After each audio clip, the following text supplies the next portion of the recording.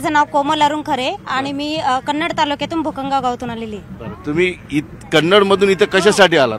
Sir लाडक्या भावाला भेटायला आलोय। अच्छा, मुख्यमंत्री लाडके भाऊ। हो, लाडके भाऊ। बरं, त्या योजनेबद्दल तुम्हाला काय माहिती? सर, योजनात 21 ते 65 वर्षापर्यंत जे महिलांना लाभ देणार आहे किंवा 1500 रुपये महिन्याला जे देणार आहे ते आमच्या हक्काचेच मिळणार आहे आम्हाला महिन्याला। आणि दुसरी गोष्ट तर 21 ते 65 त्यांना तर हक्काचे मिळालेच। फॉर्म भरलेला आहे लाडकी बहीण योजनेचा। आमच्या गावातून 90% फॉर्म भरलेले आणि 10% महिला राहिलेले आहे। तर ही सरकारने जी योजना चालू केलेली आहे महिला सक्षमीकरणासाठी, ही अत्यंत खूप महत्वाची योजना आहे। ज्या महिलांना कोणाकडे हात पसरावे लागणार नाही, समजा स्वतःचा हक्काची 1500 रुपये महिना येणार आहे। थोडासा एक प्रश्न विचारतो, विरोधक या योजनेबद्दल टीका हे करतायत की 1500 रुपयात काहीच भेटत नाही आणि 1500 रुपये मंत्र्याच्या बायकोला द्यायचे आणि 3 महिनाभर राहून दाखवायचं, असे विरोधक टीका करतायत। तर मला तुमच्याकडून उत्तर आहे की 1500 तुम्हाला काय करता येतं, कसा फायदा? सर, 1500 साडी तर सोडा, पण आता 1500 रुपयामध्ये भरपूर काही होऊ शकतं। जसं की आता ग्रामीण भागामध्ये मुलांना फीस वगैरे तर नाहीच आहे, पण त्यांचे बुक्स वगैरे आम्ही वर्षाला घेऊ शकतो। 1500 पुस्तके येऊ शकतात, म्हणजे महिन्यात 6 महिन्यात तर येऊ शकतात। महिन्याला 1500 रुपये ते 18,000 रुपये वर्षाला भेटणार आहे। घरात आणखी काय राशन पाणी येऊ शकतं त्याच्यात? सर, राशन तर दिलेलंच आहे, पण भरपूर अशी संसाराला राशन पण येतं। हो, राशन पण भरपूर दिलेले आहेत आम्हाला, पण ह्या योजनेतून जे आहे, पण आपल्या छोटासा संसार आहे आमचा, त्याला कुठेतरी हातभार थोडासा लागतोच या 1500 रुपयामधून।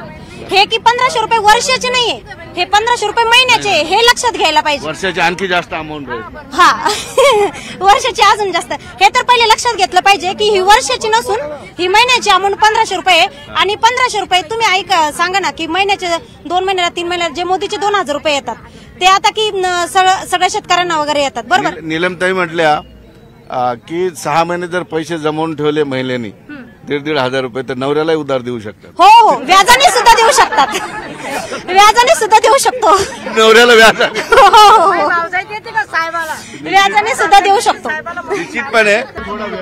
जे आज जी आपली शासनाने जी स्कीम काढलेली लाडकी बहीण योजना ती खूप चांगल्या प्रकारे, पण ही कंटिन्यू चालू राहो। और त्याच पद्धतीनं मुख्यमंत्री साहेबाला एक विनंती आहे की आपण लाडक्या भावाची बी विचार करावा, जेणेकरून जे मुलं केला ना स्टायफंड देताय ना नाही, पण ज्या पद्धतीनं पाहिजे होते त्या पद्धतीनं उद्योग उभे राहायला पाहिजे होते, जेणेकरून मुलाचे लग्न होऊन राहिले, व्यसनाच्या अधीन होऊ राहिले। आता तशी बायकोनी म्हणते ना, अशी बायको म्हणते अजून व्यसनाधीन होऊ राहिले, जेणेकरून त्यांचा विचार करा।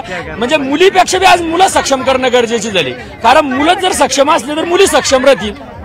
म्हणजे घरातली पण घरातली एक महिला सक्षम झाली तर सगळं कुटुंब सक्षम करते, हे मान्य नाही का तुम्हाला? सर, तुमचं म्हणणं पुरुषांनी सक्षम झालं पाहिजे, महिलांनी महिलापेक्षा पुरुषांना जास्त सक्षम व्हायला पाहिजे। हे का वाटतं तुम्हाला? महिला का जास्त सक्षम होऊ शकत नाही? त्याच्यावर उत्तर आहे ना सर, याच्यावर उत्तर असं आहे की महिलापेक्षा पुरुष का सक्षम पाहिजे? महिलाच्या कमाईवर पुरुष खाणं हे चुकीचं आहे, पुरुषाच्या कमाईवर असं सक्षम मुलगा बनला पाहिजे तेवढं। आता हा नवीन वाद निर्माण नाही, यांनी तेवढं सक्षम बनलं पाहिजे। आणि सगळ्यात महत्वाचा माझा तर मुद्दा असा आहे की आपली पिढी गेली, आपण 1500 रुपयात खुश आहे, पण सगळ्यात पहिले तर मी तुमच्या बाजूने महिला सक्षम का असू नये, सक्षम असावं याला विरोध नाही आमचा। मग असं कुणी सांगितलं की महिलेने कमवलेले पैसे घरात नाही चालणार? त्याला चांगलं नाही वाटत सर, तरी ते ही तुमची मानसिकता झाली, तुमची मानसिकता झालीच ना सर।